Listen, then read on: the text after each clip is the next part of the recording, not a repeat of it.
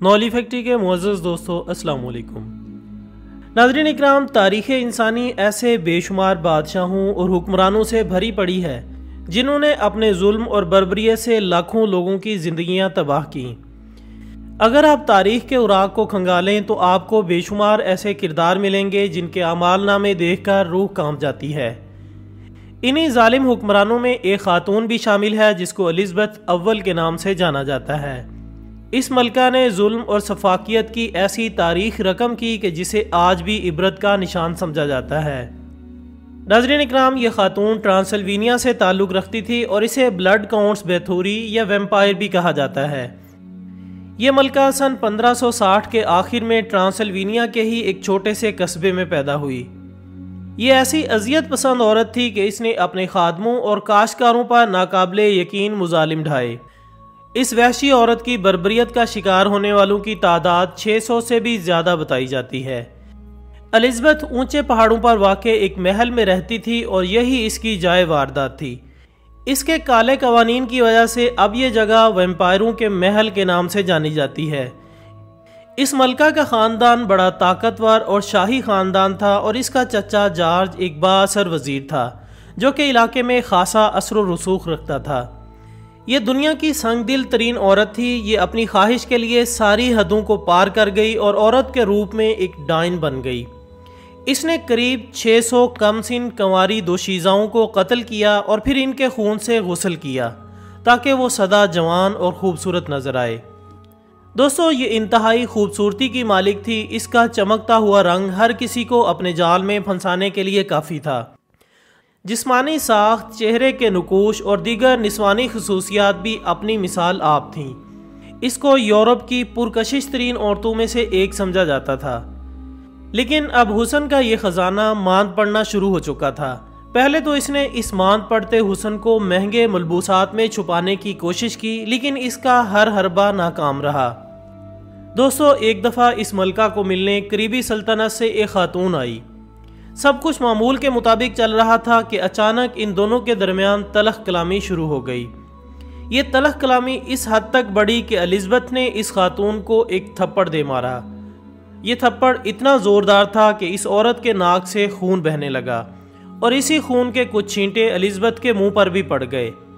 جب الزبتھ خون صاف کرنے کے لیے شیشے کے سامنے گئی تو اسے ایسے محسوس ہوا کہ جیسے چہرے پر خون لگنے کی وجہ سے اس کے چہرے کی جھریاں ختم ہو رہی ہوں۔ یہ دیکھ کر وہ بہت خوش ہوئی اور اس نے سوچا کہ شاید یہی وہ طریقہ ہے جس سے میں ہمیشہ جوان اور خوبصورت رہ سکتی ہوں۔ تاریخ دانوں کے مطابق یہی وہ وقت تھا جب الزبتھ نے اپنے متاثرین کو قتل کرنا شروع کر دیا، جن میں سب سے پہلے غریب لڑکیاں تھیں جن کو کام کے بہانے محل میں لایا جاتا تھا۔ پھر بہت جلد الزبتھ نے اپنی نگاہوں کو وسعت دی اور تعلیم کے لیے محل میں بھیجی جانے والی ہلکی پھلکی لڑکیوں کا قتل کرنا شروع کر دیا اور ساتھ ہی ان لڑکیوں کو اغوا کرنا شروع کر دیا جو کہ اس کی اصلیت جان چکی تھی۔ ایک دن جب ملکہ کسی لڑکی کا قتل کر کے واپس لوٹ رہی تھی کہ ایک خادمہ نے اس کو خون میں لت پت کر دیا۔ اس کے ہونٹوں سے بھی خون ٹپک رہا تھا جو کہ اس کی چھاتی پر قطرہ قطرہ کر کے گر رہا تھا۔ جب الزبتھ اپنے کمرے میں داخل ہوئی تو اس کی خادمہ نے فرش پر گرنے والے اس گاڑے محلول کو ہاتھ لگایا اور سونگھا تو اس میں کسی قسم کی بدبو نہیں تھی۔ اس خادمہ کا تجسس مزید گہرا ہوا۔ اس تجسس سے پردہ اٹھانے کے لیے وہ روشنی کی جانب گئی تاکہ واضح طور پر دیکھ سکے کہ یہ گاڑا محلول کیا ہے۔ جب وہ روشنی کی جانب گئی تو اپنا ہاتھ دیکھ کر گھبرا گئی کیونکہ اس کا ہاتھ خون سے بھرا ہوا تھا۔ اس پر سکتہ طاری ہو گیا، لیکن خادمہ نے ابھی اس واقعے کا ذکر کسی سے نہیں کیا۔ ناظرین، الزبتھ اس بات پر یقین رکھتی تھی کہ کسی کا خون استعمال کرنے سے جسمانی اور نسوانی ساخت بالکل ویسے ہی اس لڑکی جیسی ہو جاتی ہے جس کا خون استعمال کیا جائے۔ اسی وجہ سے وہ ایک نوجوان لڑکی کو اپنی جائے وقوع پر لے جاتی اور اس کی کلائیاں چیر کر اس کے بدن سے سارا خون نچوڑ لیتی۔ وہ یہ سب کچھ ہمیشہ زندہ رہنے اور خوبصورت رہنے کے لیے کیا کرتی تھی۔ ناظرین، اس کا یہ ظلم اس کے بیمار ہونے کے بعد تک بھی جاری رہا۔ جب یہ بیمار بستر پر لیٹی ہوتی تو اس کی خادمائیں ایک جوان لڑکی کو گھسیٹتے ہوئے اس کے پاس لاتی، پھر اس لڑکی کو برہنہ کر دیا جاتا۔ پھر یہ وحشی ملکہ اٹھتی اور اس لڑکی کے بدن کو دانتوں سے کاٹنا شروع کر دیتی۔ الزبتھ لڑکی کے بدن کو اتنا کاٹتی کہ اس کی بوٹیاں باہر نکل آتی اور جسم سے سارا خون رسنے لگتا۔ اس کے بعد وہ اسی خون سے اپنی ساری پیاس مٹاتی۔ تقریباً 10 سال کے عرصے میں اس ڈائن کے علاقے سے تقریباً 600 لڑکیاں غائب ہو گئیں۔ جو بھی لڑکی اس قلعے میں آتی اس کو چیر پھاڑ کر رکھ دیا جاتا۔ حیرت انگیز طور پر ہر قتل کے بعد ملکہ اور لاپرواہ ہو جاتی۔ جب محل سے نوجوان لڑکیوں کا خاتمہ ہونے لگا تو اس نے کاشتکاروں کو حکم دیا کہ وہ پورے علاقے سے جوان لڑکیاں لا کر محل پیش کریں۔ لہٰذا ملکہ کو خوش کرنے کے لیے انہوں نے محل میں لڑکیاں جمع کرنا شروع کر دیں۔ ملکہ روز ایک نوجوان لڑکی کو پکڑتی اور کمرے میں لے جاتی، بے دردی سے اس کا قتل کرتی اور ان کی چھاتی پر بے بہا ظلم کرتی۔ ان کے جسموں سے خون پی کر ان کی لاشوں کو ایک کمرے میں جمع کرتی رہتی۔ لہٰذا اس نے اپنی 2 وفادار خادموں کو حکم دیا کہ جلد سے جلد ان کی باقیات کو ٹھکانے لگایا جائے، لیکن کمزور جسم ہونے کی وجہ سے اس کی خادمائیں ایسا کرنے میں ناکام رہیں۔ مجبوراً الزبتھ نے محل کے باہر سے مدد لینے کا فیصلہ کیا۔ اس نے 2 غریب کسانوں کو پیسے کا لالچ دے کر یہ کام سر انجام دینے کو کہا۔ ڈر اور خوف کی وجہ سے یہ کسان اس کی بات ماننے کو رضامند ہو گئے اور آخرکار اس گلے سڑے گوشت کو ایک باغ میں لے جا کر پھینک دیا گیا۔ ناظرین اکرام، سن 1610 میں آخرکار الزبتھ شدید بیمار ہو گئی اور اس نے ایک صحت افزا مقام پر جانے کا فیصلہ کر لیا۔ دوسری جانب الزبتھ کے ساتھ جانے کے لیے کوئی بھی ملازم تیار نہ تھا۔